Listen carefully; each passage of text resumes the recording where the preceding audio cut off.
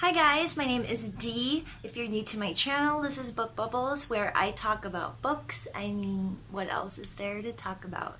Today I will talk about my June TBR. It was a great month. I read amazing books, so I will cover them each briefly. Let's begin. You are correcting me, but I will do hear the song for you forever. If you've seen some of my rant videos, I can be quite a picky reader. I look at writing style, I look at pacing, I look at the emotions that the books give me. I get annoyed with little things, not so much with the characters or the plot, but little things with the writing. But like I said, I read amazing books this month, and I highly recommend most of the books that I read this month. Let's start. The first book that I read this month that impressed me is called The Castle of Otranto. It is the first Gothic novel that has ever been written. It was written 250 years ago. And I'm a Gothic literature fan, so I figured, of course, I have to read this since it's the first. And I wasn't really expecting much given it's 250 years old, but I was very impressed. It had a lot more action than a ton of the YA fantasy books that I read last month and April as well. It's about a castle with a very evil prince and a lot of the characters around his life and the nightmare, I guess, that he bestows on them. And it also includes a princess, the typical Gothic element, obviously, since it's the first Gothic novel, or it's believed to be at least. And there's a mystery, there's romance, there's obviously a castle, and it was a page turner, which is very surprising for a novel written in the 1700s.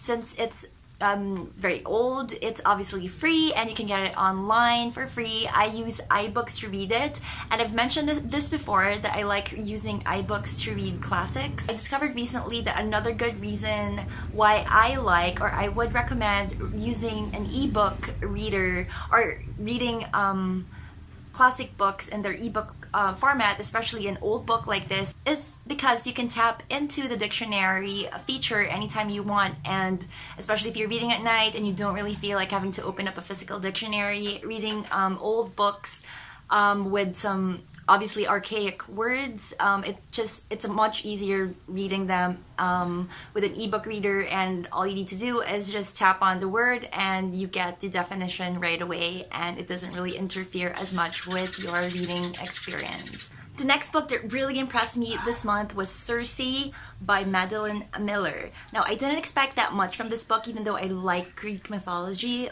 because there's a lot of hype surrounding this book, and I was kind of worried that because of the hype, my expectations would be too high and I will just end up disappointed. So I went in not expecting much, and I was so impressed with this book.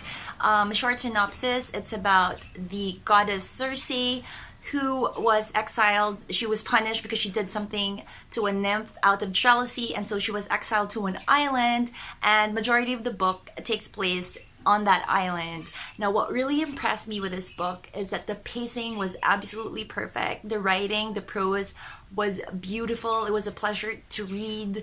I love the ending. I'm not gonna give any spoilers. Maybe I'll make a review. Let me know down below if you would like me to do an extensive review of this book. Just the whole package of this book. It was well thought out. It was very beautiful, and I will definitely go and read the other book by Madeline Miller. I forgot what it's called, but I will check it out, and her future books as well. Again, it was super well thought out. It was done with love. It was just so obviously a labor of love, and I highly recommend it. The third book that really impressed me this month, and I will give this book a perfect 5/5, which is very rare for me, was a nonfiction book called The Simple Path to Wealth by J.L. Collins. And the funny thing was that I just ran into this book accidentally. I've been wanting to know more about personal finance, and so I just went on Kindle Unlimited and I searched for a personal finance book, and this came up and the reviews were high, so I said, why not? I read it and I was blown away. And check out the reviews on Goodreads and Amazon as well. A lot of people are saying the same things. I remember I posted this book on a minimalist Facebook group that I'm a member of, and somebody commented and said, oh, this book is so amazing that I even bought copies and gave to my friends and family, which I personally would also do when I get the chance to find a physical copy of this book. It is amazing. It is very simple. If you're going to read only one personal finance book your whole life, let it be this one. It's straight to the point. It's a quick read. I don't know, I'm not that savvy when it comes to financial terms, so you don't have to be. If you read this book, I mean, judging from the title, it's called The Simple Path to Wealth, and that's what it is. It is simple, it's straightforward, it's blunt, it is amazing. Highly, highly recommended. In fact, when my little kids, I have 2 boys, when they're in high school, I will make this required reading for them. It is that good. And I wish somebody recommended this book to me years and years ago. I could have saved myself from a ton of mistakes. The next book that I read this month, I didn't finish it yet. I just started it because it is a textbook. It's Reader's Digest, How to Write and Speak Better. This book is amazing. It is not a beginner's English book. It has, I'm only like 3-4 chapters in, and already I can see the tips here are for experienced writers even. It has advanced tips, so if you want to improve your writing, if you think you're already good but you want to take it up a notch, I highly recommend this book. It comes with exercises as well where you spot the errors. And like I said, it's advanced. I went in here just expecting, the usual tips at first, and we've had this book for ages in our family, and I haven't read it, so I really wasn't expecting much, and I was blown away. I write nonfiction for a living, in case you didn't know, and even if you don't, but you want to improve your writing, especially nonfiction writing, this book is amazing, and I recommend it. The last book that I read this month was Sadie by Courtney Summers. I got this via NetGalley, and it is not your typical YA. It's listed under YA, but this came out as more new adult than YA because of how dark it is, and there's swearing and all that, and it doesn't have your typical YA tropes at all, so I definitely won't call this YA. This book also blew me away. Just like Circe, this was very well thought out from beginning to end. I am so in love with the ending. If you also want me to do an extensive book review, just let me know down below. Quick synopsis: it's about a 19-year-old girl named Sadie whose 13-year-old sister was murdered. So for the whole story, she goes after the killer of her sister, hoping to kill him. And she travels, not really cross country, but she travels across several cities looking for him. And it's told from the point of view of Sadie. And also, this is very unique.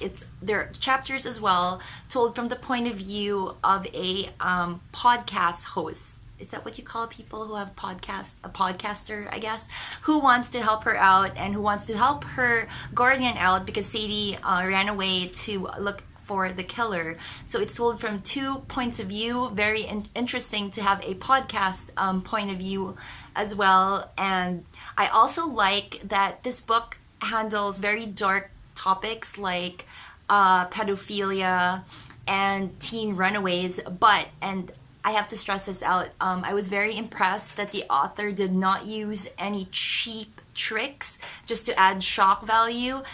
She handled the topic of pedophilia extremely well in such a classy way, very subtle, which I like. I hate it when authors or TV show writers, producers use shock value. I guess that's what you call it, just to get more ratings or readers, and this book did not do that at all. And the ending just, it's such a beauty. I don't want to give anything away, but it is such a beautiful book. I highly recommend it. As much as I love reading amazing books, I also want to run into the occasional crappy book just so I can give a fun rant, but that did not happen this month. All these books that I mentioned were amazing. I gave them 4.5 to 5, which if you've seen my other videos, you know that it's kind of rare. I'm not easily impressed, but all these books, I was very blessed this month of June, and I hope it continues over to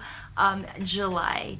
As always, thank you for watching. I'll see you guys next time. I'll be making more tutorials, more book reviews, so don't forget to subscribe or hit whatever button you want down there. Bye!